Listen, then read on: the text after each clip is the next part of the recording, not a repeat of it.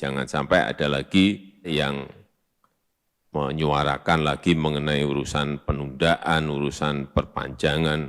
Enggak.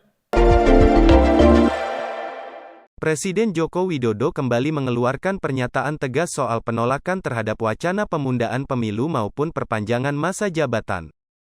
Kali ini, di hadapan jajaran kabinet, Jokowi tidak ingin ada lagi menteri yang berpendapat terkait wacana Presiden 3 periode.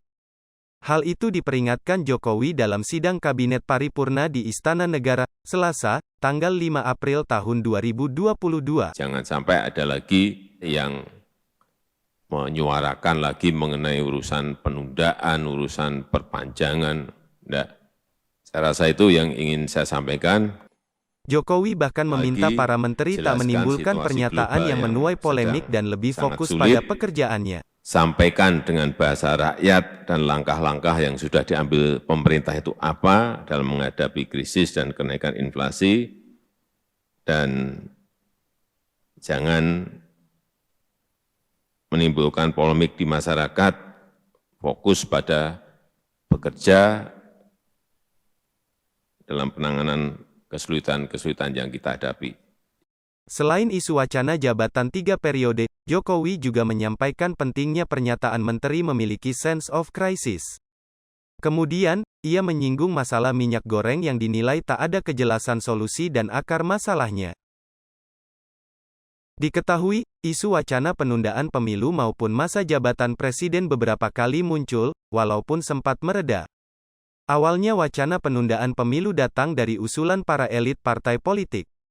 Seperti Ketua Umum PKB Muhaimin Iskandar, Ketua Umum Golkar Airlangga Hartarto, dan Ketua Umum PAN, Zulkifli Hasan. Terbaru, isu perpanjangan masa Jokowi 3 periode juga kembali terdengar saat musyawarah para kepala desa se-Indonesia di Asosiasi Pemerintah Desa Seluruh Indonesia, APDESI. Jokowi sendiri juga sudah beberapa kali angkat bicara menolak isu perpanjangan masa presiden 3 periode.